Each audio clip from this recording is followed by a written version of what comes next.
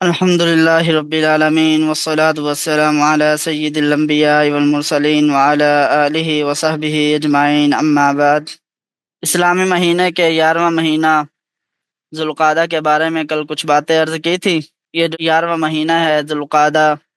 اس مہینے کو اللہ رب العالمین نے اشہر حرم میں بیان فرما کر، حرمت والے مہینوں میں بیان فرما کر اس مہینے کو فضیلت بخشی ہے کہ اس مہینے کے اندر ہم اپنی عبادات کو بڑھا دیں، اس مہینے کے اندر ہم اپنے نیک اعمال کو بڑھا دیں، اللہ رب العالمین کے ذکر کو بڑھا دیں۔ جو عبادت ہم کر سکتے ہیں، جس کی ہمیں استطاعت ہے، ہم ان عبادات کو، ان اعمال کو بڑھ چڑھ کر کریں۔ اسی طرح اس مہینے کے اندر اللہ رب العالمین نے حضرت موسیٰ علیہ السلام کو بلایا، کوہ طور پر بلا کر انہیں کتاب دینے کا وعدہ فرمایا، اور اسی مہینے کے اندر اللہ رب العالمین نے حضرت ابراہیم علیہ السلام سے اور ان کے بیٹے حضرت اسماعیل علیہ السلام سے بیت اللہ شریف کی بنیادیں رکھوائی۔ اسی طرح حضرت یونس علیہ السلام کا مچھلی کے پیٹ سے باہر نکلنا بھی اسی مہینے کے اندر ہوا۔ ان سب باتوں پر کل ہم نے بات کر لی تھی۔ آج کا ہمارا سبق ماہ ذوالقعدہ کے اندر نازل ہونے والے احکام کے اوپر ہے۔ ماہ ذوالقعدہ کے مہینے کے اندر جو غزوات پیش آئے، اسی طرح جو اور واقعات پیش آئے، ان کے اوپر ہے۔ اللہ رب العالمین کا احسان ہے کہ اللہ رب العالمین نے ہمیں ایک بار پھر نیک اور اچھے عمل کے لیے چن لیا، ہمیں اس سبق میں آنے کی سعادت نصیب فرما دی۔ تو ماہ ذوالقعدہ کے اندر جو اہم اسلام کا حکم اللہ رب العالمین نے آپ صلی اللہ علیہ وسلم پر نازل کیا، وہ حکم حجاب کا ہے۔ آیت حجاب اسی مہینے کے اندر نازل ہوئی۔ اللہ رب العالمین نے آپ صلی اللہ علیہ وسلم پر آیت حجاب نازل فرمائی۔ آیت حجاب کون سی ہے؟ سورۃ الاحزاب کے اندر 53 نمبر آیات ہے۔ اعوذ باللہ من الشیطان الرجیم، بسم اللہ الرحمن الرحیم۔ یا ایھا الذین آمنوا لا تدخلوا بیوت النبی الا ان یؤذن لکم الی طعام غیر ناظرین اناہ۔ اے ایمان والو، نبی کے گھروں میں بلا اجازت داخل نہ ہو، الا یہ کہ تمہیں کھانے پر آنے کی اجازت دے دی جائے، اور وہ بھی اس طرح کہ تم اس کھانے کی تیاری کے انتظار میں نہ بیٹھے رہو۔ ولیکن اذا دعیتم فادخلوا فاذا طعمتم فانتشروا ولا مستأنسین لحدیث۔ لیکن جب تمہیں دعوت دی جائے تو جاؤ، پھر جب کھانا کھا چکو فانتشروا تو اپنی اپنی راہ لے لو، بکھر جاؤ، گھر سے چلے جاؤ۔ ولا مستأنسین لحدیث، اور باتوں میں جی لگا کر نہ بیٹھو، آپس میں گپ شپ نہ لگاؤ۔ کیوں؟ اس وجہ سے کہ ان ذالکم کان یؤذی النبی فیستحیی منکم واللہ لا یستحیی من الحق۔ حقیقت یہ ہے کہ اس بات سے نبی کو تکلیف پہنچتی ہے، اور وہ تم سے یہ کہتے ہوئے کہ تم اٹھ کر چلے جاؤ، نبی جو ہے تم سے شرم فرماتے ہیں۔ واللہ، اور اللہ حق بات کہنے میں کسی سے نہیں شرماتا۔ وَإِذَا سَأَلْتُمُوهُنَّ مَتَاعًا، اور جب تمہیں نبی کی بیویوں سے کچھ مانگنا ہو، فَسَأَلُوهُنَّ مِن وَرَاءِ حجاب، تو پردے کے پیچھے سے مانگو۔ کیوں مانگو؟ آگے بیان فرما دیا، ذَلِكُمْ أَطْهَرُ لِقُلُوبِكُمْ وَقُلُوبِهِنَّ، کہ یہ تمہارے دلوں کے لیے بھی بہتر ہے اور ان کے دلوں کو بھی زیادہ پاکیزہ رکھنے والا ہے۔ وَمَا كَانَ لَكُمْ أَن تُؤْذُوا رَسُولَ اللَّهِ، اور تمہارے لیے جائز نہیں ہے کہ تم اللہ کے رسول کو تکلیف پہنچاؤ۔ وَلَا أَن تَنكِحُوا أَزْوَاجَهُ مِن بَعْدِهِ أَبَدًا، اور نہ یہ جائز ہے کہ ان کے بعد ان کی بیویوں سے کبھی بھی نکاح کرو۔ إِنَّ ذَلِكُمْ كَانَ عِندَ اللَّهِ عَظِيمًا، اور یہ اللہ کے نزدیک بڑی سنگین بات ہے۔ تو اس آیت کے اندر اللہ رب العالمین نے خواتین کے لیے، جو مومنات ہیں، ان کے لیے پردہ کا حکم بیان فرمایا کہ خواتین کے لیے پردہ واجب ہے۔ اگرچہ یہ خطاب براہ راست ازواج مطہرات کو ہو رہا ہے، لیکن اسلام کے اندر داخل ہونے کے بعد کوئی بھی خاتون، کوئی بھی مسلمان عورت، کوئی بھی مومن عورت اس حکم سے مستثنیٰ نہیں ہے۔ ازواج مطہرات کے ذریعے اللہ رب العالمین نے آپ صلی اللہ علیہ وسلم کو فرمایا کہ ازواج مطہرات کو بھی پردہ کروائیے، اور ان کے علاوہ جو مؤمنات ہیں ان کو بھی پردہ کروائیے۔ تو یہ حکم جو تھا یہ بھی ماہ ذوالقعدہ کے اندر اللہ رب العالمین نے نازل فرمایا۔ اس مہینے کے اندر جو غزوہ پیش آیا وہ غزوہ بنی قریظہ ہے۔ غزوہ خندق سے جب رسول اللہ صلی اللہ علیہ وسلم واپس ہوئے، آپ نے اور تمام مسلمانوں نے ہتھیار کھول دیے تو ظہر کا وقت قریب تھا۔ جبرائیل امین علیہ الصلاۃ والسلام ایک کھچر پر سوار امامہ باندھے ہوئے آپ صلی اللہ علیہ وسلم کے پاس تشریف لائے۔ نبی کریم صلی اللہ علیہ وسلم سے مخاطب ہو کر کہا کہ اے اللہ کے رسول، آپ نے ہتھیار اتار دیے؟ آپ صلی اللہ علیہ وسلم نے جواب میں فرمایا جی ہاں۔ تو جبرائیل امین علیہ الصلاۃ والسلام نے کہا فرشتوں نے تو ابھی تک ہتھیار نہیں کھولے اور نہ وہ ہنوز سے واپس ہوئے ہیں۔ اللہ رب العالمین نے آپ کو بنی قریظہ کی طرف جانے کا حکم دیا ہے کہ بنو قریظہ کی طرف چلے جائیں اور ان سے جہاد کریں، اور ساتھ یہ بھی فرما دیا کہ میں خود بنی قریظہ کی طرف جا رہا ہوں اور ان کے جا کر متزلزل کرتا ہوں۔ تو آپ صلی اللہ علیہ وسلم نے عرض کیا کہ میرے صحابہ جو ہیں وہ تو پہلے ہی تھکے ہوئے ہیں۔ جبرائیل علیہ السلام نے کہا آپ اس چیز کا خیال نہ کریں، آپ صرف روانہ ہو جائیں۔ کیوں بنو قریظہ کی طرف جانے کا حکم دیا؟ بنو قریظہ کی طرف جانے کا جو حکم دیا تھا وہ اس لیے دیا تھا کہ رسول اللہ صلی اللہ علیہ وسلم اور بنو قریظہ کے درمیان میں پہلے سے معاہدہ تھا۔ جب قریش 10,000 کا لشکر لے کر غزوہ خندق کے لیے مدینہ منورہ پر حملہ کرنے کے لیے آئے تو بنو قریظہ رسول اللہ صلی اللہ علیہ وسلم سے عہد توڑ کر قریش کے ساتھ مل گئے۔ تو اللہ عز و جل نے جب احزاب کو شکست دی، قریش مکہ کو غزوہ احزاب کے اندر جب شکست ہوئی تو بنو قریظہ قلعوں میں گھس گئے۔ جبرائیل امین فرشتوں کی ایک کثیر جماعت کے ساتھ آپ کی خدمت میں حاضر ہوئے اور یہ سب باتیں عرض کی۔ چنانچہ آپ صلی اللہ علیہ وسلم نے صحابہ کو حکم دیا کہ کوئی شخص سوائے بنو قریظہ کے کہیں نہ عصر کی نماز نہ پڑھے۔ تو راستے میں جب نماز عصر کا وقت آیا، اب صحابہ کے اندر جو آپ صلی اللہ علیہ وسلم کے اصحاب تھے ان کے اندر اختلاف ہو گیا۔ بعض نے کہا ہم تو بنو قریظہ ہی میں پہنچ کر پڑھیں گے، کیونکہ آپ صلی اللہ علیہ وسلم نے فرمایا تھا کہ کوئی شخص سوائے بنو قریظہ کے کہیں نماز عصر نہ پڑھے۔ بعض نے کہا کہ ہم نماز پڑھ لیتے ہیں۔ رسول اللہ صلی اللہ علیہ وسلم کا یہ مقصد نہیں تھا کہ نماز قضا کر دی جائے، بلکہ مقصود تعجیل تھی کہ جلدی پہنچا جائے۔ تو جب رسول اللہ صلی اللہ علیہ وسلم سے اس بات کا ذکر کیا گیا تو آپ صلی اللہ علیہ وسلم نے کسی پر بھی ناراضی نہیں فرمائی، اس لیے کہ نیت جو تھی وہ ہر ایک کی خیر پر تھی۔ تو اس حکم سے جن اصحاب نے آپ صلی اللہ علیہ وسلم کے الفاظ پر غور کر کے نماز عصر راستے میں ادا نہیں کی حتیٰ کہ وقت عصر نکل گیا، تو ان لوگوں کو فقط ایک فضیلت حاصل ہوئی کہ انہوں نے حکم نبوی کی تعمیل کی۔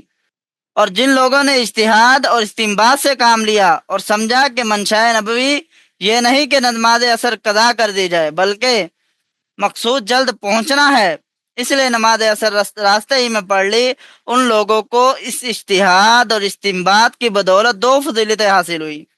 ایک تو جو فضیلت حاصل ہوئی وہ حکم نبوی کی، اور دوسری فضیلت صلاۃ وسطیٰ نماز عصر کی محافظت کی، جو در حقیقت بے شمار فضائل کو متضمن ہے، جس کے بارے میں قرآن مجید کے اندر بھی حکم آیا ہے حافظوا علی الصلوات والصلاۃ الوسطیٰ، اور حدیث مبارکہ کے اندر بھی آیا ہے کہ جس کی عصر کی نماز فوت ہو گئی اس کے اعمال حبط ہو گئے، ضائع ہو گئے، ایسے الفاظ حدیث مبارکہ کے اندر آئے ہیں۔ تو اس کے بعد یہ حضرات سب کے سب رسول اللہ صلی اللہ علیہ وسلم نے حضرت علی رضی اللہ عنہ کو جھنڈا اسلام دے کر روانہ فرمایا۔ جب حضرت علی رضی اللہ عنہ وہاں پہنچے تو یہود نے آپ صلی اللہ علیہ وسلم کو کھلم کھلا گالیاں دے دی، جو کہ ایک مستقل اور ناقابل عفو جرم ہے۔ حضرت صلی اللہ علیہ وسلم خود بنفس نفیس تشریف لے گئے بنو قریظہ کی طرف، اور بنو قریظہ پہنچ کر ان کا محاصرہ کیا۔ 25 روز تک ان کا محاصرہ رکھا۔ تو اسی اثناء میں ان کے سردار کعب بن اسد انہوں نے ان کو جمع کیا بنو قریظہ والوں کو، اور انہیں کہا کہ میں تم سے 3 باتیں عرض کرتا ہوں، ان میں سے جس ایک بات کو چاہو وہ اختیار کر لو تاکہ تم کو اس مصیبت سے نجات مل جائے، مسلمانوں سے تمہیں نجات مل جائے۔ اول بات تو یہ کہ ہم اس شخص یعنی محمد رسول اللہ صلی اللہ علیہ وسلم پر ایمان لے آئیں اور اس کے متبع ہو جائیں، اس کے پیروکار ہو جائیں۔ اس کی شریعت کو اپنا لیں۔ کیوں؟ اس لیے کہ تم پر، ہم سب پر یہ بات بالکل واضح ہو چکی ہے، یہ بات بالکل روشن ہو چکی ہے کہ بلا شبہ اللہ عز و جل کے نبی اور رسول ہیں محمد رسول اللہ، اور یہ وہی نبی ہیں جن کو تم تورات میں لکھا پاتے ہو۔ اب اگر ایمان لے آؤ گے تو تمہاری جان اور مال اور بچے اور عورتیں سب محفوظ ہو جائیں گی۔ تو پہلی بات تو بنو قریظہ والوں نے کہا کہ ہم کو یہ منظور نہیں کہ ہم اپنا دین چھوڑ دیں۔ کعب نے کہا اچھا اگر یہ منظور نہیں تو دوسری بات یہ ہے کہ بچوں اور عورتوں کو قتل کر کے بے فکر ہو جاؤ اور تلوار اٹھا کر پوری ہمت کے ساتھ محمد رسول اللہ صلی اللہ علیہ وسلم کا مقابلہ کرو۔ اگر ناکام رہے تو بچوں اور عورتوں کا کوئی غم ہوگا نہیں، اگر کامیاب ہوگے تو عورتیں اور بہت زیادہ ہیں، اس سے اور بچے پیدا ہو جائیں گے۔ بنو قریظہ والوں نے اس بات کو بھی قبول نہیں کیا کہ بلا وجہ عورتوں اور بچوں کو قتل کر کے زندگی کا لطف ہی کیا ہے۔ تو کعب نے کہا اچھا اگر یہ منظور نہیں تو تیسری بات یہ ہے کہ آج ہفتہ کی شب ہے، ہفتہ کی رات ہے، عجب نہیں کہ محمد اور ان کے اصحاب غافل اور بے خبر ہوں، ہماری جانب سے وہ مطمئن ہو کہ یہ دن یہود کے نزدیک محترم ہے، اس میں وہ حملہ نہیں کر سکتے۔ مسلمانوں کو اس بے خبری اور غفلت سے یہ نفع اٹھاؤ کہ یکا یک ان پر شب خون مارو، ان پر راتوں رات حملہ کر دو۔ بنو قریظہ نے کہا اے کعب تجھے معلوم نہیں ہے کہ ہمارے اسلاف اسی دن کی بے حرمتی کی وجہ سے بندر اور سور بنائے گئے، پھر تو ہم کو اس کا حکم دیتا ہے؟ تو بنو قریظہ نے کعب کی کوئی بات نہیں مانی، تینوں باتوں کو رد کر دیا۔ ابو لبابہ بن عبد المنذر رضی اللہ عنہ سے بنو قریظہ کے حلیفانہ تعلق تھے، تو اس لیے بنو قریظہ والوں کو امید ہوئی کہ شاید وہ حضرت ابو لبابہ رضی اللہ عنہ کی آڑ میں آ کر ان سے مدد مانگ سکیں۔ تو بنو قریظہ والوں نے رسول اللہ صلی اللہ علیہ وسلم سے درخواست کی کہ ابو لبابہ کو ہمارے پاس بھیج دے تاکہ ہم ان سے مشورہ کر لیں۔ آپ نے ابو لبابہ کو اجازت دی۔ ابو لبابہ کو دیکھ کر سب جمع ہو گئے، بچے اور عورتیں ان کو دیکھ کر رونے لگے۔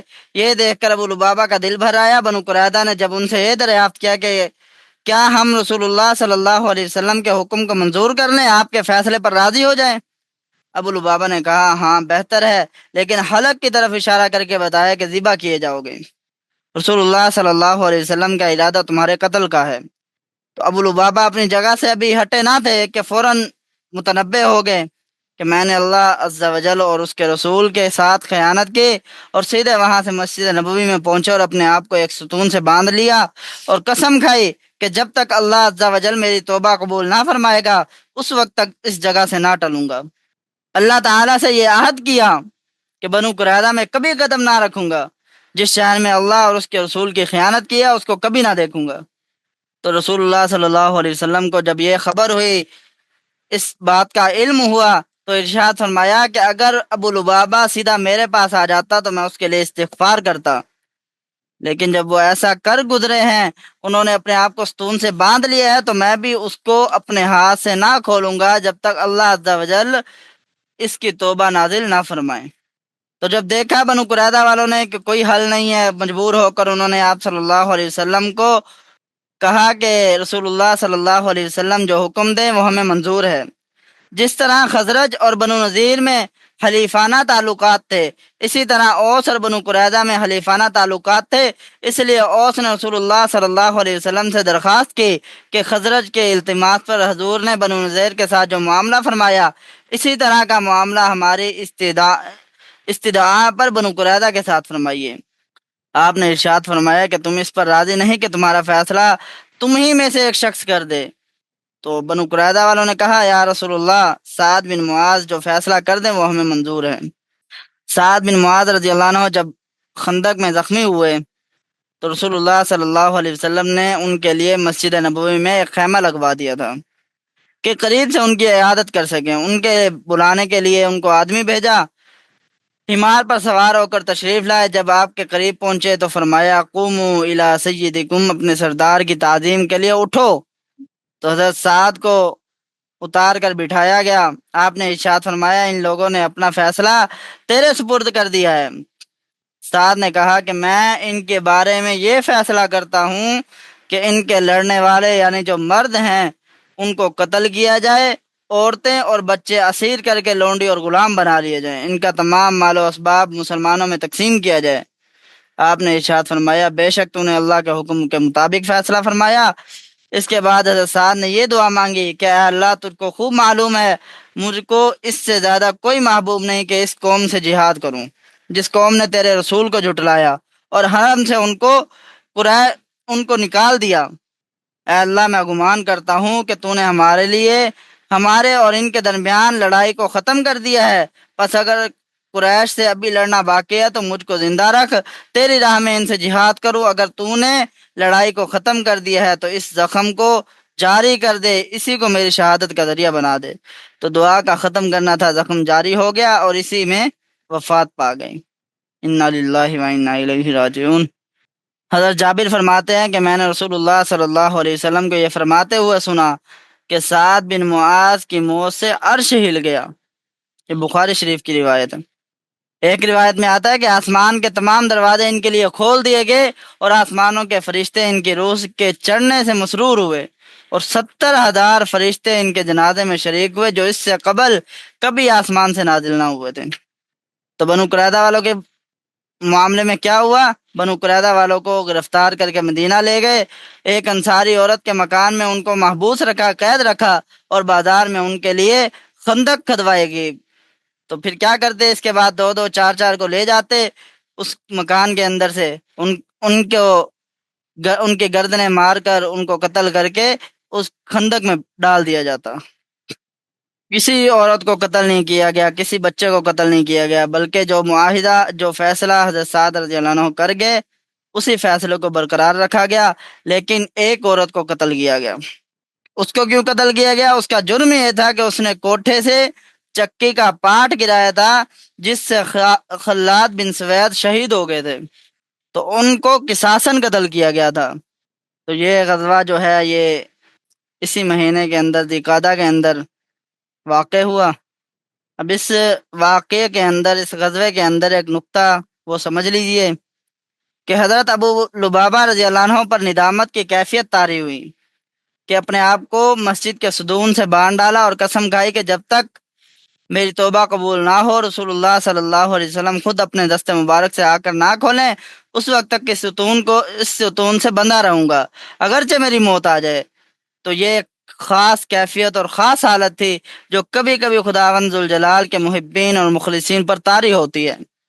اسی کو اصطلاح میں حال کہتے ہیں کہ جس کو اللہ رب العالمین کے رسول نے پسند فرمایا۔ پھر ابو لبابہ 20 دن تک مسجد کے ستون سے بندھے رہے۔ جب آیت نازل ہوئی تو خود نبی کریم صلی اللہ علیہ وسلم مسجد میں تشریف لے گئے اور ابو لبابہ کو بشارت سنائی اور خود دست مبارک سے ان کو کھولا۔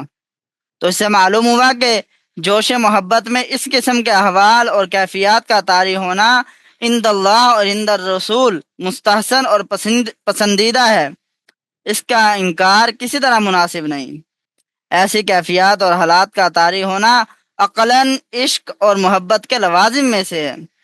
جو لوگ حضرات صوفیاء کرام کے حال اور وجد کے منکر ہیں ان کے بارے میں یہ گمان ہوتا ہے کہ ان کا دل جوش محبت سے خالی ہے، کیونکہ جب آدمی کو جوش آتا ہے تو اپنا ہوش نہیں رہتا، کیونکہ اگر ہانڈی کے نیچے آگ زیادہ ہو تو ظاہر سی بات ہے ہانڈی کے اندر جو بھی چیز ہوگی وہ ابلے گی، یہ ابلنا اس کا عمل ہے۔ تو اسی طرح جب محبت اللہ رب العالمین کی، اللہ رب العالمین کے رسول کی دل میں اس قدر زیادہ ہو کہ وہ ابلنا شروع ہو جائے، نظر آنا شروع ہو جائے، اس وقت ایسی کیفیات طاری ہو جاتی ہیں۔ اس کے علاوہ ذی القعدہ کے مہینے میں عمرۃ الحدیبیہ کا واقعہ بھی پیش آیا۔ حدیبیہ یہ ایک کنویں کا نام ہے جس کے متصل ایک گاؤں آباد ہے جو اسی نام سے مشہور ہے۔ یہ گاؤں مکہ معظمہ سے 9 میل کے فاصلے پر ہے۔ رسول اللہ صلی اللہ علیہ وسلم نے ذی القعدہ کے اندر ایک خواب دیکھا کہ آپ اور آپ کے کچھ اصحاب مکہ مکرمہ میں امن کے ساتھ داخل ہوئے اور عمرہ کر کے بعض صحابہ نے سر منڈوایا اور بعض نے کتروایا، یعنی کہ بال چھوٹے کروائے۔ تو یہ خواب سنتے ہی دلوں میں جو بیت اللہ کی محبت اور شوق کی جو چنگاری تھی، دبی ہوئی تھی، وہ بھڑک اٹھی۔ زیارت بیت اللہ کے شوق نے سب کو بے چین کر دیا، سب کو بے تاب کر دیا۔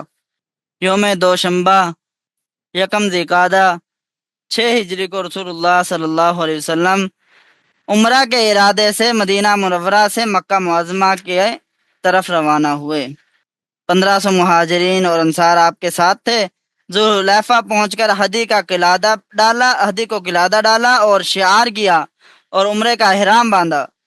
بصر بن سفیان کو جاسوس بنا کر قریش کی خبر معلوم کرنے کے لیے آگے روانہ فرمایا کہ جو قریش مکہ ہیں وہ کس حالت میں ہیں، قریش مکہ کیا کرنا چاہ رہے ہیں، کہیں جنگ کا ارادہ تو نہیں کر کے بیٹھے ہوئے۔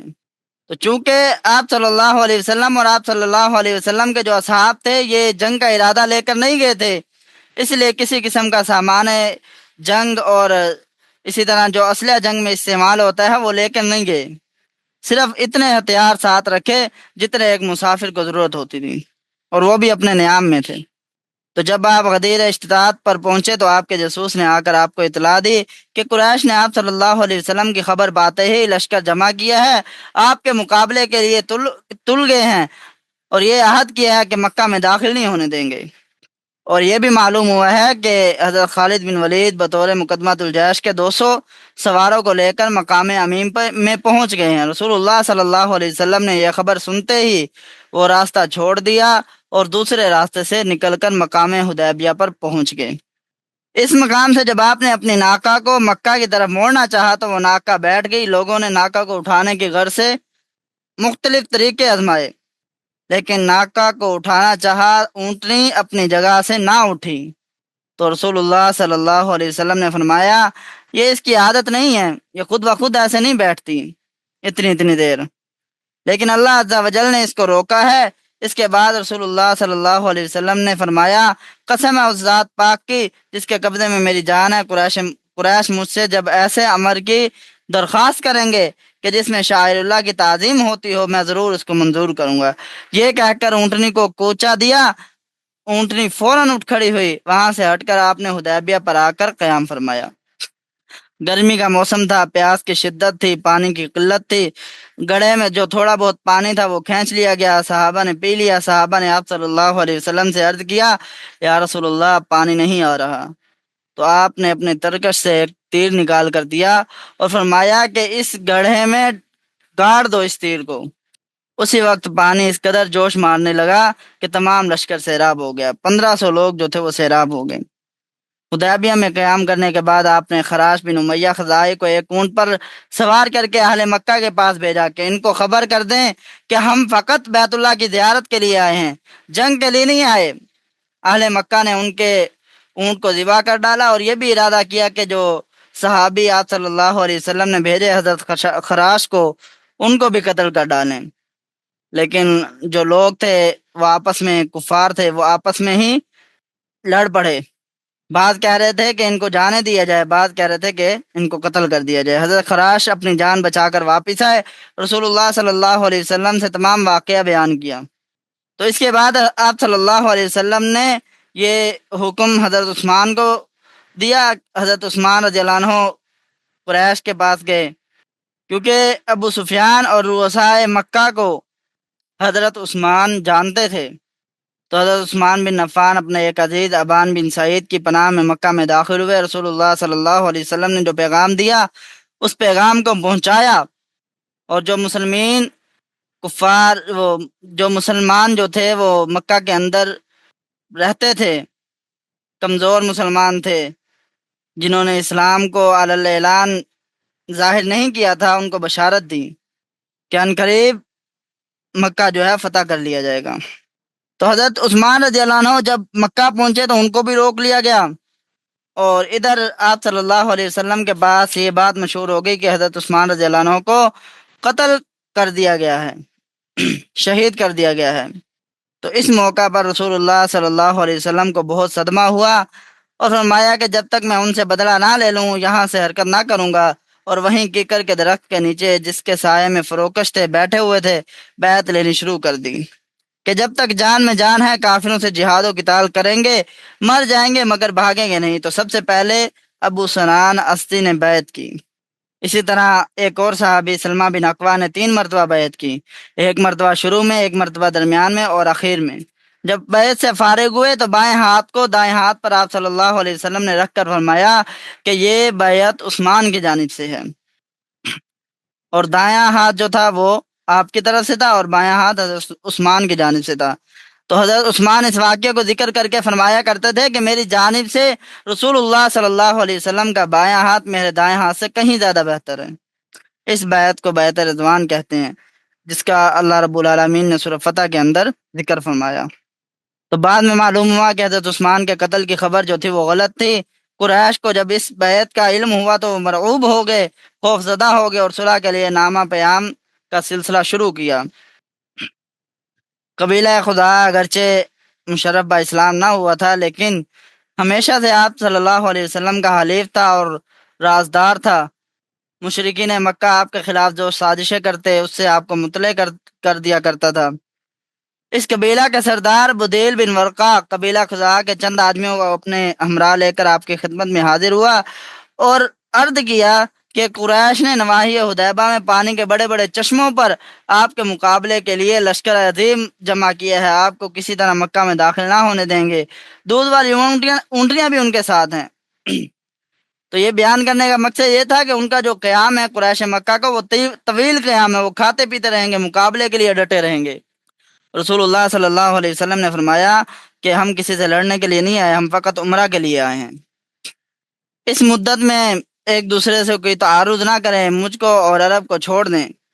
اگر اللہ کے فضل سے میں غالب ہوا تو وہ چاہیں تو اس دین میں داخل ہو جائیں اور فی الحال چند روز کے لیے تم کو آرام ملے۔ اگر بالفرض عرب غالب آ جائے تو تمہاری تمنا پوری ہو گئی، کیونکہ عرب غالب آ گیا، مسلمان ختم ہو گئے۔ لیکن میں تم سے یہ کہہ دیتا ہوں کہ اللہ رب العالمین ضرور بے ضرور اپنے اس دین کو غالب کر کے رہیں گے۔ اس دین کے ظہور اور غلبہ اور فتح اور نصرت کا جو وعدہ اللہ رب العالمین نے فرمایا ہے وہ ضرور پورا ہو کر رہے گا۔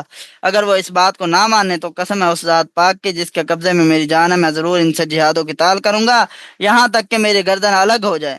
بدیل آپ کے پاس سے اٹھ کر قریش کے پاس گیا اور یہ کہا کہ میں اس شخص کے پاس سے ایک بات سن کر آیا ہوں، اگر چاہو تو تم پر پیش کرتا ہوں۔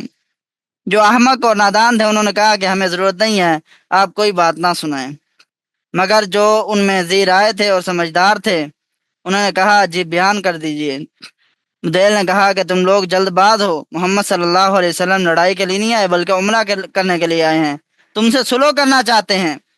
قریش نے کہا بے شک وہ لڑائی کے ارادے سے نہیں ہے، لیکن مکہ میں داخل نہیں ہو سکتے۔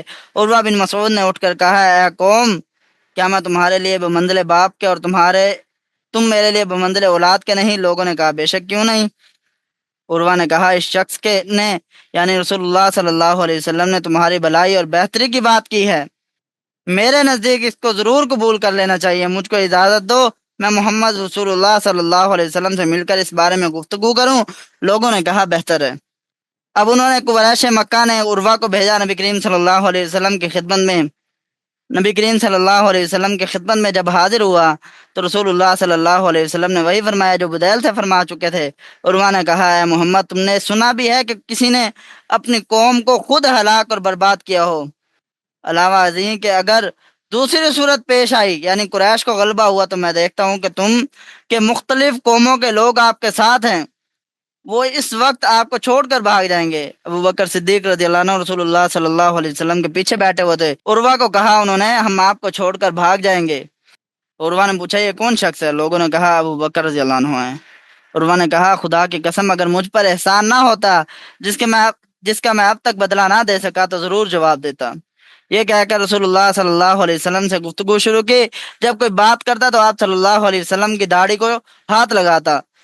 مغیرہ بن شعبہ جو عروہ کے بھتیجے تھے آپ صلی اللہ علیہ وسلم کی حفاظت کے لیے کھڑے ہوئے تھے، تو جب بھی عروہ آپ صلی اللہ علیہ وسلم کی داڑھی کو ہاتھ لگاتا تو حضرت مغیرہ کو یہ بالکل بھی اچھا نہ لگتا۔ تو انہوں نے کہا کہ عروہ سے کہا اپنا ہاتھ رسول اللہ صلی اللہ علیہ وسلم کی داڑھی کو نہ لگاؤ، کیونکہ ایک مشرک کو کسی طرح زیب نہیں دیتا کہ وہ رسول اللہ صلی اللہ علیہ وسلم کو چھوئے۔ تو مغیرہ چونکہ خود وغیرہ پہنے ہوئے تھے، جنگی لباس پہنے ہوئے تھے، اس لیے جو ان کا چچا تھا عروہ انہوں نے ان کو پہچانا نہیں۔ تو بعد میں پھر انہوں نے غصے میں آپ صلی اللہ علیہ وسلم سے پوچھا تھا کہ یہ کون ہے؟ آپ صلی اللہ علیہ وسلم نے فرمایا کہ یہ تمہارا بھتیجا ہے۔ کون سا بھتیجا؟ مغیرہ بن شعبہ ہے۔ تو عروہ نے رسول اللہ صلی اللہ علیہ وسلم کے ساتھ صحابہ کی حسن عقیدت اور صدق اخلاص کا ایسا عجیب و غریب منظر دیکھا جو اس سے پیشتر، جو اس سے پہلے کبھی نہیں دیکھا تھا، کہ جب آپ کوئی حکم دیتے تو ہر شخص یہ چاہتا کہ سب سے پہلے میں اس حکم کو بجا رہا ہوں، اس حکم کو پورا کروں۔ جب کبھی آپ کے دہن مبارک کے تھوک وغیرہ نکلتا تو وہ زمین پر گرنے نہیں پاتا تھا، صحابہ اس کو اپنے ہاتھوں میں لے لیتے تھے اور اپنے چہروں پر مل لیتے۔ جب آپ وضو فرماتے تو آپ کے وضو سے وضو کرتے جس پانی سے، وہ پانی جو تھا نیچے نہیں گرنے دیتے تھے۔ تو لوگوں کا یہ حال تھا کہ آپس میں لڑ پڑیں، آپ کے جسم سے کوئی بال گرنے نہیں دیتے تھے، تاکہ فوراً جیسے کوئی بال گرنے لگتا تو صحابہ سارے مل کے اس کو فوراً لے لیتے ہیں۔ جب آپ کلام فرماتے تو ایک سناٹا سا ہو جاتا، بالکل خاموش ہو جاتے سارے، کوئی ایسا نہیں تھا صحابی جو نظر اٹھا کر آپ صلی اللہ علیہ وسلم کو دیکھتا۔ عروہ نے جب یہ صورتحال دیکھی کہ صحابہ کا آپ صلی اللہ علیہ وسلم سے اتنا تعلق ہے، اتنا گہرا تعلق ہے، تو عروہ نے واپس آ کر قریش سے جا کر کہا، اے قوم، واللہ میں نے کیسر و کسریٰ، نجاشی اور بڑے بڑے بادشاہوں کے دربار دیکھے ہیں، مگر خدا کی قسم عقیدت و محبت، تعظیم اور جلال کا یہ عجیب منظر نہیں دیکھا میں نے، جو محمد صلی اللہ علیہ وسلم کے ساتھ ان کے صحابہ کا ہے۔ تو ایک روایت میں یہ بھی ہے کہ عروہ نے یہ کہا کہ اے قوم، میں نے بہت سے بادشاہوں کو دیکھا مگر محمد جیسا کسی کو نہیں دیکھا، وہ بادشاہ نہیں معلوم ہوتے، یعنی اشارتاً بتا دیا کہ وہ بادشاہ نہیں بلکہ نبی اللہ کے رسول ہیں، اللہ کے پیغمبر ہیں۔ تو عروہ کی یہ گفتگو سن کر حبشیوں کے سردار حریث بن علقمہ کنانی نے کہا، مجھ کو اجازت دو، میں آپ سے مل کر آؤں گا۔ رسول اللہ صلی اللہ علیہ وسلم نے حلیث کو دور سے آتے دیکھ کر یہ فرمایا کہ قربانی کے جانوروں کو کھڑا کر دو، یہ شخص ان لوگوں میں سے ہے جو قربانی کے جانوروں کی تعظیم کرتے ہیں۔ حلیث نے قربانی کے اونٹوں کو کھڑا دیکھ کر راستے ہی سے واپس ہو گیا اور جا کر قریش سے کہا، قسم رب کعبہ کی، یہ لوگ تو فقط عمرہ کرنے آئے ہیں، ان لوگوں کو بیت اللہ سے ہرگز نہیں روکا جا سکتا۔ قریش نے کہا، بیٹھ جا، تو جنگلی آدمی ہے، سمجھتا بوجھتا نہیں ہے۔ حلیث کو غصہ آ گیا اور کہا، اے قریش، خدا کی قسم ہم نے تم سے اس کا عہد و پیمان نہیں کیا تھا کہ جو شخص محض بیت اللہ کی زیارت کے لیے آئے تم اس کو بھی روکتے پھرو۔ اس کے بعد قریش مکہ نے سہیل بن عمر کو صلح کرنے کے لیے بھیجا۔ رسول اللہ صلی اللہ علیہ وسلم نے جب سہیل کو آتے ہوئے دیکھا تو فرمایا کہ تمہارا معاملہ جو ہے کچھ سہل ہو گیا ہے، اور فرمایا کہ قریش اب صلح کی طرف مائل ہو چکے ہیں، اس شخص کو صلح کے لیے بھیجا ہے۔ سہیل آپ کی خدمت میں حاضر ہوئے اور دیر تک صلح کی شرائط اور صلح پر گفتگو ان کی چلتی رہی۔ جب شرائط صلح طے ہو گئی تو رسول اللہ صلی اللہ علیہ وسلم نے حضرت علی رضی اللہ عنہ کو تحریری نامہ لکھنے کے لیے حکم دیا۔ سب سے پہلے بسم اللہ الرحمن الرحیم لکھنے کا حکم دیا۔ عرب کا قدیم دستور تھا کہ وہ کوئی بھی خط لکھتے تھے، کوئی بھی صلح نامہ لکھتے تھے تو اس کے اوپر لکھتے تھے بِاسْمُکَ اللہم۔ تو بسم اللہ الرحمن الرحیم جب لکھا تو سہیل نے کہا، میں بسم اللہ الرحمن الرحیم کو نہیں جانتا، بلکہ قدیم دستور کے مطابق بھی اسمک اللہم لکھو۔ رسول اللہ صلی اللہ علیہ وسلم نے فرمایا، اچھا یہی لکھو۔ پھر فرمایا کہ یہ لکھو، ما قاضی علیہ محمد رسول اللہ، یہ وہ عہد نامہ ہے جس پر محمد رسول اللہ نے صلح کی۔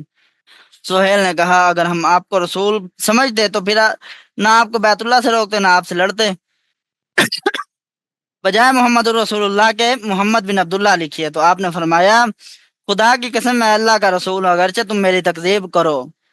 حضرت علی سے فرمایا، یہ الفاظ مٹا کر ان کے خواہش کے مطابق خالی میرا نام لکھ دو۔ حضرت علی کرم اللہ وجہہ نے عرض کیا، یا رسول اللہ، میں تو ہرگز ایسا کام نہیں کروں گا کہ آپ کا نام مٹاؤں۔ آپ نے فرمایا، اچھا وہ جگہ دکھلاؤ، کہاں ہے وہ جگہ، میں خود اسے مٹا دیتا ہوں۔ رسول اللہ صلی اللہ علیہ وسلم نے اس جگہ سے محمد رسول اللہ کو مٹا دیا، محمد کے آگے محمد بن عبداللہ لکھوا دیا۔ تو شرائط صلح لکھوائی گئی۔ سب سے پہلی شرط یہ تھی کہ 10 سال تک آپس میں لڑائی موقوف رہے گی، کوئی لڑائی نہیں ہوگی۔ دوسری شرط یہ تھی کہ قریش میں جو شخص بغیر اپنے ولی اور آقا کی اجازت کے مدینہ جائے گا وہ واپس کیا جائے گا، اگرچہ وہ مسلمان ہو کر آئے۔ تیسری شرط تھی کہ جو شخص مسلمانوں میں سے مدینہ سے مکہ آ جائے تو اس کو واپس نہ دیا جائے گا۔ اور اس درمیان میں، اس صلح کے درمیان میں ایک دوسرے پر تلوار نہ اٹھائے گا اور نہ کوئی کسی سے خیانت کرے گا۔ اور محمد امسال بغیر عمرے کے مدینہ واپس ہو جائیں، یعنی کہ جس سال محمد رسول اللہ اور اس کے اصحاب گئے ہوئے تھے، اس سال وہ عمرہ نہیں کریں گے بلکہ عمرے سے واپس ہو جائیں، مکہ میں داخل نہ ہوں۔ آئندہ سال صرف 3 دن مکہ میں رہ کر عمرہ کر کے واپس ہو جائیں، سوائے تلواروں کے اور کوئی ہتھیار ساتھ نہ ہو، تلواریں بھی نیام یا غلاف میں ہوں۔ اور قبائل متحدہ کو اختیار ہے کہ جس کے معاہدہ اور صلح میں شریک ہونا چاہے شریک ہو جائیں۔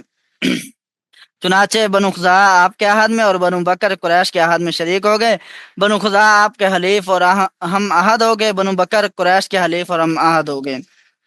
تو صلح نامہ بھی لکھا ہی جا رہا تھا۔ اسی اثناء میں سہیل کے بیٹے ابو جندل رضی اللہ عنہ زنجیر میں جکڑے ہوئے آپ صلی اللہ علیہ وسلم کی خدمت میں حاضر ہوئے، جو پہلے سے مشرف با اسلام ہو چکے تھے۔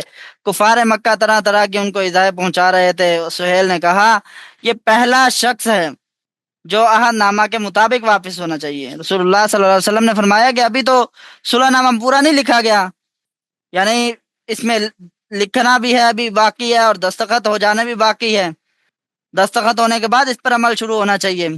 تو آپ نے بار بار سہیل سے کہا کہ ابو جندل کو ہمارے حوالے کر دیا جائے، مگر سہیل نہیں مانا۔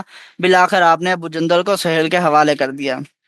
تو مشرکین مکہ نے ابو جندل کو طرح طرح سے ستایا تھا، اس لیے ابو جندل نے نہایت حسرت بھرے الفاظ میں مسلمانوں سے مخاطب ہو کر کہا، افسوس اے گروہ اسلام، میں کافروں کے حوالے کیا جا رہا ہوں۔ رسول اللہ صلی اللہ علیہ وسلم نے یہ الفاظ جب ابو جندل کے زبان سے سنے تو رسول اللہ صلی اللہ علیہ وسلم نے فرمایا، اے ابو جندل صبر کرو، اللہ سے امید رکھو، ہم خلاف عہد کرنا پسند نہیں کرتے، اور یقین رکھو اللہ رب العالمین ان قریب تمہاری نجات کی کوئی صورت بنا دے گا۔ اب عام مسلمانوں کو ان کی واپسی شاک گزری، حضرت عمر رضی اللہ عنہ سے ضبط بھی نہ ہو سکا اور عرض کیا، یا رسول اللہ آپ اللہ کے برحق نبی نہیں؟ تو آپ صلی اللہ علیہ وسلم نے فرمایا، جی ہاں، کیوں نہیں، میں بالکل اللہ کا برحق نبی ہوں، سچا نبی ہوں۔ حضرت عمر رضی اللہ عنہ نے کہا کہ ہم حق پر اور وہ باطل پر نہیں؟ تو آپ صلی اللہ علیہ وسلم نے فرمایا بے شک۔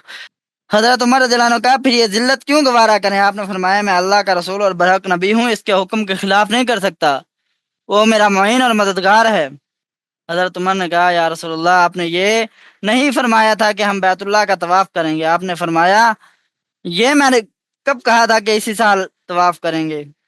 تو حضرت عمر رضی اللہ عنہ فرماتے ہیں بعد میں اپنی اس گستاخی پر بہت نادم ہوا، اس کے کفارے میں بہت سی نمازیں پڑھی، روزے رکھے، صدقہ اور خیرات کی اور بہت سے غلام آزاد کیے۔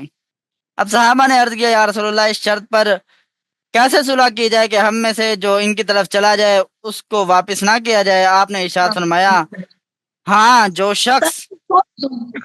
شخص ہم میں سے ان سے جا ملے ہمیں اس کی ضرورت نہیں ہے۔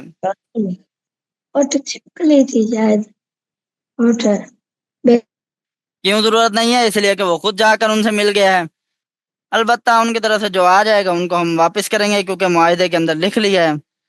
تو اب آپ صلی اللہ علیہ وسلم نے صلح کی تکمیل کے بعد صحابہ کو قربانی کرنے اور سر منڈوانے کا حکم دیا۔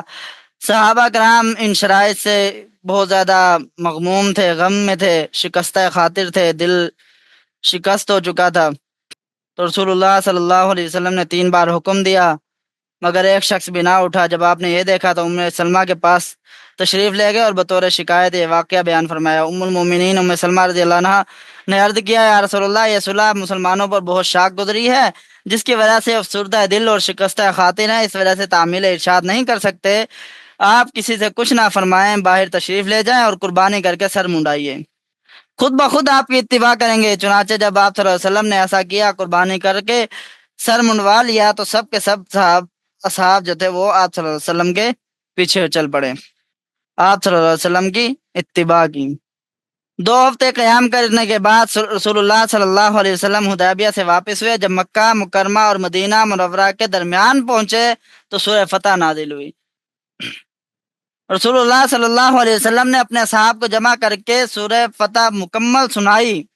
صحابہ اس سورہ کو اپنی شکست سمجھے ہوئے تھے جس کو اللہ رب العالمین نے فتح مبین فرمایا، تو سن کر اظہار تعجب آپ سے دریافت کیے یا رسول اللہ کیا یہ فتح ہے؟ آپ نے فرمایا قسم ہے اس ذات پاک کی جس کے قبضے میں میری جان ہے، بے شک یہ عظیم الشان فتح ہے۔ کیوں فتح ہے؟ فتح حدیبیہ ایسی عظیم الشان فتح ہے کہ اس سے قبل اس شان کی فتح نصیب نہیں ہوئی تھی، کیونکہ آپس کی لڑائی کی وجہ سے ایک دوسرے سے مل جل نہیں سکتے تھے، صلح کی وجہ سے لڑائی ختم ہو گئی، امن قائم ہوا۔ جو لوگ اسلام کو ظاہر نہیں کر سکتے تھے وہ اعلانیہ طور پر احکام اسلام بجا لانے لگے، آپس کی منافرت کشیدگی دور ہوئی، بات چیت کا موقع ملا، مسائل اسلامیہ پر گفتگو ہوئی، مناظرے کی نوبت آئی، قرآن کریم کو سنایا گیا۔ تو یہ سب باتیں کب ہوئی؟ جب صلح ہو گئی، جس کا اثر یہ ہوا کہ صلح حدیبیہ سے لے کر فتح مکہ تک اس قدر کثرت سے لوگ مسلمان ہوئے، اسلام کے اندر داخل ہوئے، ابتدائے بعثت سے لے کر اس وقت تک صلح حدیبیہ تک اتنے جو لوگ تھے وہ مسلمان نہیں ہوئے تھے۔ تو بسا اوقات صلح جو کی جاتی ہے وہ بظاہر ہمیں بے شک یہ نظر آ رہی ہو کہ ہمارے خلاف ہے، لیکن اللہ رب العالمین ہمیشہ مسلمانوں کے ساتھ کھڑے ہیں۔ ایک اسی طرح اسی ماہ ذوالقعدہ کے اندر آپ صلی اللہ علیہ وسلم نے عمرۃ القضاء ادا کیا۔ سن 6 ہجری کے اندر غزوہ حدیبیہ واقع ہوا تھا، ذوالقعدہ کے اندر سن 7 ہجری کے اندر ذوالقعدہ کے مہینے میں عمرۃ القضاء ادا کیا۔ تو صلح حدیبیہ میں قریش سے یہ معاہدہ ہوا تھا کہ اس سال بغیر عمرہ کیے واپس چلے جائیں، سال آئندہ عمرہ کے لیے آئیں اور عمرہ کر کے 3 دن میں واپس ہو جائیں۔ اسی بنا پر حضرت صلی اللہ علیہ وسلم نے ذوالقعدہ کا چاند دیکھ کر صحابہ کو حکم دیا کہ اس عمرے کی قضاء کے لیے روانہ ہوں، جس سے مشرکین نے حدیبیہ میں روکا تھا، اور یہ بھی حکم دیا کہ جو لوگ حدیبیہ میں شریک تھے ان میں سے کوئی رہ نہ جائے، الا یہ کہ جو اس عرصہ میں شہید ہو چکے ہیں یا وفات پا چکے ہیں، کوئی شخص بغیر شریک ہوئے باقی نہ رہے۔ تو اس طرح 2000 آدمیوں کی جمعیت کے ساتھ آپ صلی اللہ علیہ وسلم مکہ مکرمہ کی طرف روانہ ہوئے۔ ہدی کے 70 اونٹ آپ کے ہمراہ تھے۔ ذوالحلیفہ پہنچ کر مسجد میں آپ نے اور صحابہ نے احرام باندھا، لبیک کہتے ہوئے روانہ ہوئے، احتیاطاً ہتھیار ساتھ رکھ لیے، مگر چونکہ معاہدہ حدیبیہ میں یہ شرط تھی کہ ہتھیار ساتھ نہ لائیں، اس لیے ہتھیار وطن یا جج میں چھوڑ جائیں، جو مکہ سے 8 میل کے فاصلے پر ہے، اور 200 آدمیوں کا ایک دستہ ان کی حفاظت کے لیے چھوڑ دیا۔ آپ مع اصحاب کے تلبیہ کہتے ہوئے حرم کی طرف بڑھے۔ عبداللہ بن رواحہ آپ کی ناقہ قصوہ کی مہار پکڑے ہوئے یہ اشعار پڑھتے ہوئے آگے آگے جا رہے تھے کہ اے کافرو، آپ کا راستہ چھوڑ دو، اللہ تعالیٰ نے قرآن میں یہ حکم نازل کیا ہے کہ بہترین قتل وہ ہے جو خدا کی راہ میں ہو، اور ہم نے تم سے جہاد و قتال کیا اس کا حکم نہ ماننے کی وجہ سے، جیسے قرآن منزل من اللہ کے نہ ماننے کی وجہ سے تم سے قتال کیا۔ آج اللہ کے حکم کے مطابق ایسا ماریں گے کہ تمہاری کھوپڑی سر سے الگ ہو جائے گی اور دوست کو دوست سے بے خبر بنا دے۔ اے اللہ، میں اس کے قول پر ایمان رکھتا ہوں۔ تو حضرت عمر رضی اللہ عنہ نے کہا ہے، ابن رواحہ تو رسول اللہ صلی اللہ علیہ وسلم کے سامنے اللہ کے حرم میں شعر پڑھتا ہے۔ آپ نے فرمایا، اے عمر رہنے دو، یہ شعر کافروں کے حق میں تیر بازی سے زیادہ سخت ہے۔ تو آپ صلی اللہ علیہ وسلم نے یہ فرمایا، اے عمر میں سن رہا ہوں۔ عبداللہ بن رواحہ کو یہ حکم دیا، اے ابن رواحہ یہ پڑھو، لا الہ الا اللہ وحدہ نصر عبدہ وعز جندہ وہزم الاحزاب وحدہ۔ عبداللہ بن رواحہ کے ساتھ اور صحابہ بھی ان کلمات کو پڑھتے جاتے تھے۔ اسی شان سے مکہ میں داخل ہوئے، بیت اللہ کا طواف کیا، سعی بین الصفا والمروہ کر کے ہدی کو نحر فرمایا اور حلال ہو گئے۔ اس کے بعد کچھ لوگوں کو حکم دیا کہ وہ وطن یا جج میں چلے جائیں۔ جو آدمی اسلحے کی حفاظت کے لیے وہاں چھوڑ دیے گئے تھے وہ آ کر طواف اور صحیح کر لیں۔ یہ فرما کر کعبۃ اللہ کے اندر تشریف لے گئے، ظہر تک اندر ہی رہے۔ آپ کے حکم سے خانہ کعبہ کی چھت پر حضرت بلال نے ظہر کی اذان دی۔ قریش نے اگرچہ ازروئے معاہدہ آپ کو عمرہ کی اجازت دے دی، لیکن شدت غیظ اور غایت حسد کی وجہ سے آپ کو اور آپ کے صحابہ کو دیکھ نہ سکے، اس لیے سرداران قریش اور ان کے کبراء اور اشراف مکہ مکرمہ چھوڑ کر پہاڑوں میں چلے گئے۔ عمرہ کے ادا کے بعد رسول اللہ صلی اللہ علیہ وسلم 3 دن مکہ میں مقیم رہے۔ حضرت میمونہ بنت حارث سے نکاح فرمایا۔ 3 دن گزر گئے تو قریش نے چند آدمی آپ کی خدمت میں بھیجے کہ مدت گزر گئی ہے، آپ چلے جائیں۔ آپ نے فرمایا، اگر تم مہلت دو تو مکہ میں میمونہ بنت حارث کی عروسی اور دعوت ولیمہ کر لوں۔ ان لوگوں نے نہایت شروع سے جواب دیا کہ ہمیں آپ کے ولیمے اور دعوت کی ضرورت نہیں، آپ چلے جائیے۔ آپ نے فرمایا، فوراً صحابہ کو فرمایا کہ یہاں سے نکلو۔ اپنے غلام ابو رافع کو حضرت میمونہ کے پاس چھوڑ گئے، وہ ان کو لے کر مقام صرف میں آپ کے پاس لائے۔ یہاں آپ نے عروسی فرمائی اور یہاں سے چل کر ماہ ذی الحجہ میں داخل ہوئے، اور اللہ رب العالمین نے یہ آیت نازل فرمائی، لقد صدق اللہ رسولہ الرؤیا بالحق، کہ عمرۃ القضاء سے فارغ ہو کر جب آپ صلی اللہ علیہ وسلم حضرت صلی اللہ علیہ وسلم مکہ مکرمہ سے روانہ ہونے لگے تو حضرت حمزہ کی چھوٹی صاحبزادی آپ کے چچا چچا پکارتے ہوئے آپ کے پاس آئیں۔ حضرت علی رضی اللہ عنہ نے فوراً ان کو اٹھا لیا۔ اب حضرت علی، حضرت جعفر، حضرت زید بن حارثہ میں اختلاف ہوا، ہر ایک یہ چاہتا تھا کہ میری پرورش میں رہے۔ حضرت علی نے یہ کہا کہ یہ میرے چچا کی بیٹی ہے، میں نے اس کو اٹھا لیا ہے۔ حضرت جعفر رضی اللہ عنہ نے کہا میرے چچا کی لڑکی ہے، اس کی خالہ میری نکاح میں ہے۔ حضرت زید رضی اللہ عنہ نے کہا کہ میرے اسلامی اور دینی بھائی کی لڑکی ہے۔ حضرت صلی اللہ علیہ وسلم نے یہ فرمایا کہ لڑکی اپنے خالہ کے پاس رہے، اور یہ ارشاد فرمایا خالہ بمنزل ماں کے ہے۔ تو یہ عمرۃ القضاء ذوالقعدہ کے اندر ہوا، غزوہ حدیبیہ یہ بھی ذوالقعدہ کے اندر ہوا، اور غزوہ بنی قریظہ یہ بھی ذوالقعدہ کے اندر واقع ہوا۔ اس کے علاوہ آپ صلی اللہ علیہ وسلم کی جو باندی ہے ماریہ قبطیہ رضی اللہ عنہا، ان کی وفات بھی ذوالقعدہ کے اندر ہی ہوئی، سن 16 ہجری کے اندر وفات مدینہ منورہ میں ہوئی۔ اس وقت حضرت عمر بن خطاب خلیفہ تھے، تو حضرت عمر رضی اللہ عنہ نے خود ان کی نماز جنازہ پڑھائی، اور انہیں جنت البقیع میں دفن کیا گیا۔ تو ماریہ قبطیہ رضی اللہ عنہ وہ معزز خاتون ہیں جنہیں محمد صلی اللہ علیہ وسلم کو مصر کے حکمران کی طرف سے بطور ہدیہ بھیجا گیا تھا، اور آپ صلی اللہ علیہ وسلم کے جو صاحبزادے حضرت ابراہیم بن محمد صلی اللہ علیہ وسلم انہی کے بطن سے پیدا ہوئے تھے۔ اسی طرح اس مہینے کے اندر ابو ذر غفاری رضی اللہ عنہ جلیل القدر صحابی، ان کی وفات بھی اسی مہینے میں ہوئی، جو زہد اور تقوی اور حق گوئی کے لیے مشہور تھے، حق بات کہنے کے لیے مشہور تھے۔ ان کا انتقال 32 ہجری میں ہوا۔ تو حضرت ابو ذر غفاری رضی اللہ عنہ نے اپنی زندگی کے آخری ایام ربضہ میں نامی جگہ میں سادگی اور تنہائی میں گزارے۔ جب ان کا انتقال ہوا تو وہاں زیادہ لوگ موجود نہیں تھے، بعد میں گزرنے والے قافلے نے ان کی تدفین میں حصہ لیا۔ اور اسی طرح ماہ ذوالقعدہ کے اندر چونکہ معاہدہ ہو چکا تھا کافروں سے، اسی لیے اسی ماہ کے اندر حوازن کا وفد بھی آیا اور آپ صلی اللہ علیہ وسلم کے ساتھ بیعت کر کے اسلام قبول کیا۔ اسی طرح صدا کا وفد آیا، اس نے بھی اسلام قبول کیا، اور کچھ صحابہ کی وفات بھی اسی مہینے کے اندر ہوئی۔ امید ہے کہ آپ حضرات کو سمجھ آ گیا ہوگا ماہ ذوالقعدہ کے بارے میں جو کچھ ہم نے پڑھا، جو سنا، اللہ رب العالمین اس پر عمل کی توفیق عطا فرمائے، اور ہمیں اسلامی مہینوں کو شریعت کے مطابق گزارنے کی توفیق عطا فرمائے۔ وآخر دعوانا ان الحمد للہ رب العالمین۔